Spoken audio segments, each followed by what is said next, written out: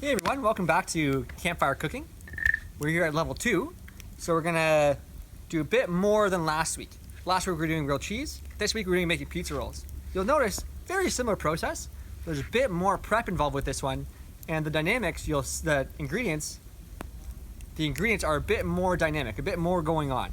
But remember all those skills we learned last week and developed last week, assessing our fire, keeping the heat, cooking with all of our senses, hearing, smelling, and seeing, then we should be well on our way to have some great pizza rolls.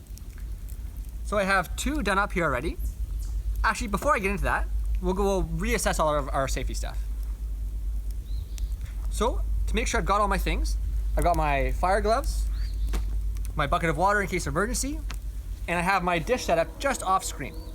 So I'm pretty sure I'm safe. I can safely make a fire now, or use a fire. So we'll kind of assess all of our ingredients. To make the pizza rolls, kind of like most pizzas, you'll need some tomato sauce.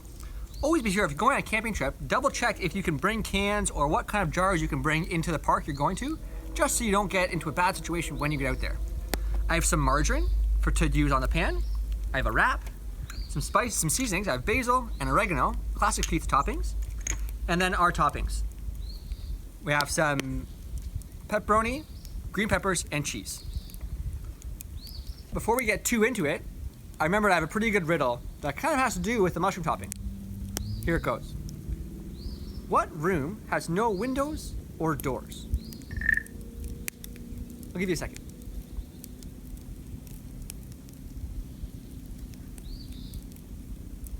You're probably getting close.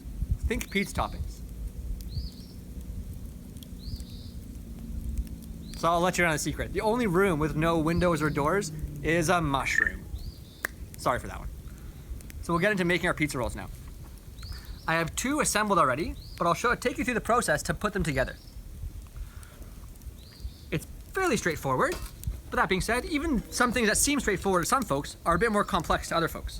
So we'll start from the top. I have a plate underneath my wrap here to catch anything that falls out. I'm going to start with some pizza sauce.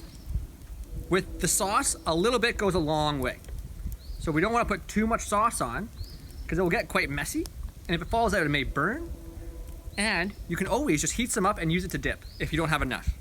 But if you put too much on now, it'll get too moist and it won't really crisp up. You'll get kind of a soggy pizza wrap, which probably tastes good, but there's no saying that you eat with your eyes first. So if it looks like it's not so great, then you might already think it might not be so great. And that's why we want our food to look good and taste good, because you eat with your eyes first. And I referenced before cooking with all of your senses. So I put down my cheese here on top of the sauce. Now I'm gonna put my pepperoni on top of that. The order doesn't matter too much. We want to keep it into a nice organized line so that when we roll it, it becomes a tight little wrap. If we cover our whole wrap, it gets hard to roll it. So we want to have just our toppings on one side of the wrap. I'll tilt it up so you can see it in just a moment. As you can see here, I have all my ingredients on one side of the wrap and the rest of the wrap is bare. I'm going to organize all my ingredients. You might get your hands a little messy, that's okay, into a nice tight roll. The more tight the roll is, the better that our finished product is going to turn out. We want the cheese to melt and act sort of like glue, so it keeps it together, and we finish with this shape nice and solid. Instead of the flipper I used last week for the grilled cheese, I'm going to be using tongs this week. The nature of these ingredients, they're so big that if you put the flipper under one side of it, you might have a hard time adjusting it. So I have 2 tongs act as extensions of my hand so I can move everything in the pan as we're going. I forgot to add the basil and oregano, but that's okay. We'll sprinkle some on after. We're just moving around to our fire here. It looks like it's pretty hot. I'm gonna use my hand to assess that. Kind of coming in from far away, I can feel some heat now, so I know it's quite hot. And again, when you're cooking on a campfire, it's really important to engage all of your senses. Your sense of feel, if you can feel how hot it is, you can hear something burning, you can see or smell something burning. You really want to take advantage of all of your senses that you have available to you. So as our pan is getting hot right now, I'm gonna use my tongs as a bit of a spoon.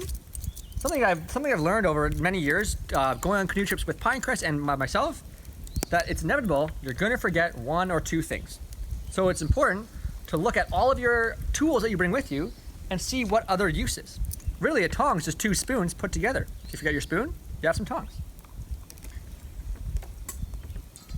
So just like our first time, we're gonna move the margarine.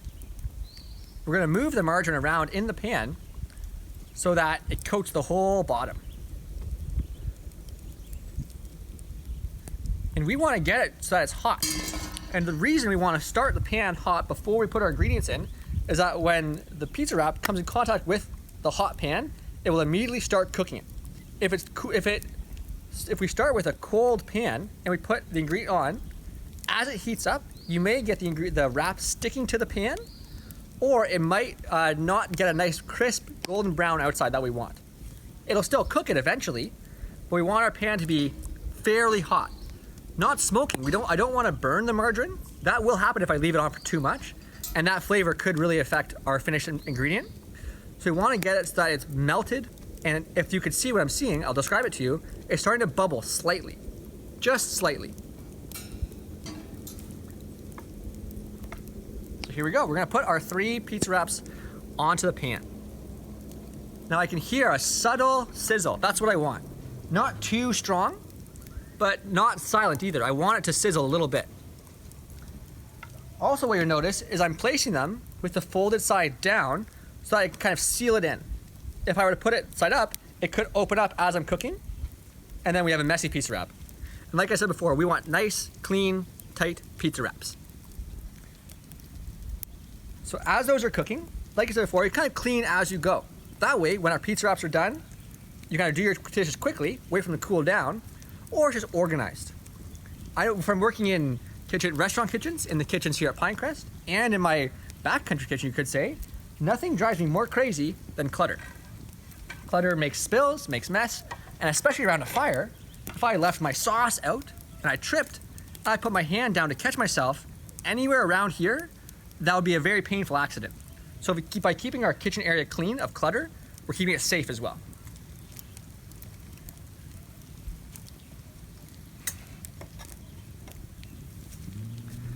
Great, and I can tell by the sound I'm hearing now that it's quite hot. So I might actually move my pan away from the fire. Now, just like we had talked about in level 1, is that the fire, the dynamic nature of the fire is it's not a consistent, even heat. I've moved it away, so now only 1/2 of my pan is getting a lot of heat. So what I can do is assess my pizza wraps, carefully look at them. Yep, they're getting a nice color on the bottom. Be very careful with this step, and only go as far as you're comfortable. They're starting to get a nice crisp, but I think it looks like I can leave it on for a bit longer. What I'm seeing is it's slightly brown and it's glistening. The butter is melted and it's starting to get a nice golden brown color. That's what we want before I flip it. So I'll get it a little bit longer. A part that you didn't see about our cooking, it was starting the fire. The fire I'm using today, I started well before starting to cook on. I got it to a point where I could use large logs that get very hot and burn for a long time and don't put out a whole lot of smoke. I want my cooking fire to be a consistent hot temperature. If I was using only little twigs, like things about this big, they burn so quickly and they burn very hot. But I'd be always feeding the fire, not being able to attend to my delicious pizza wraps or anything else that might be going on. So I've got my fire to a point where I'm using my large fuel source, my large logs that burn down into coals to give me a nice consistent heat source. So that's the part you didn't see. But if you're cooking around a fire, it's always important to remember what kind of fire are you using. We're going for another look at the pizza wraps now. Looks great. It's a nice golden brown color on our first one. Oh, second one unraveled a bit. I have to do a little bit of a maneuver, but that's okay. Great, nice golden brown color on that one as well. And to not repeat my same mistake, I'm gonna use 2 tongs, so I have a bit more control over my wrap. Great. On all 3 right now, we have a nice golden brown color. But on the left side of the pan, which I believe would be your right side, it's darker. So what I can do about that is adjust the orientation of the wraps in the pan so that they're all getting equal access to the heat. Now that I've moved that handle of the pan closer to the fire, I can assume it's going to be hot. So I'm gonna get my fire glove ready, because the worst thing that could happen if I have my fire glove on is I don't know if it's hot or not. If I were to check with a bare hand, if it is hot, I'd hurt myself. If it's not, then I get lucky. With a fire glove on, I take the luck out of the equation.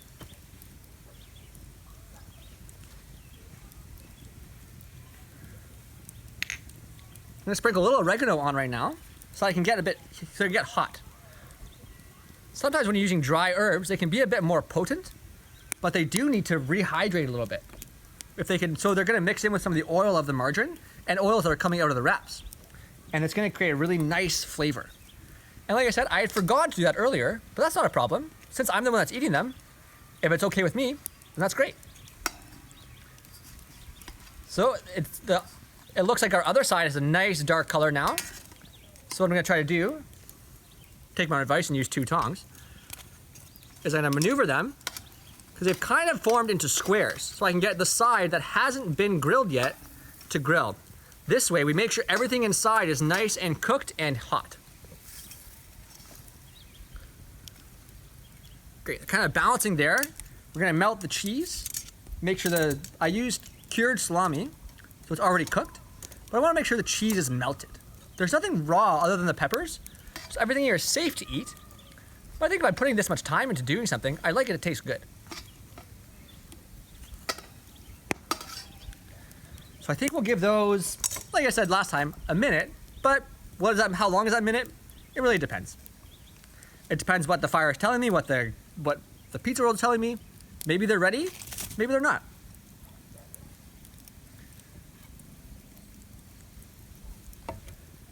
I'm gonna use the plate that I rolled my pizza wrap on to put my pizza rolls back onto. It's always important to have something somewhere for your ingredients to go. Like I said last time, taking the pan off the fire only goes so far. They're still cooking in the hot pan. So as you can see now, it's holding its shape quite well. It's got a nice crust on it. So I'll take out all 3.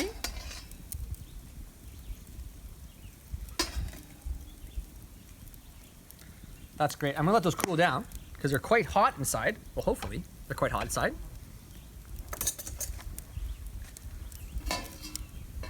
Move that just here. And I'm leaving it on the fire because it's still hot, and I'm assuming everything on that fire is hot.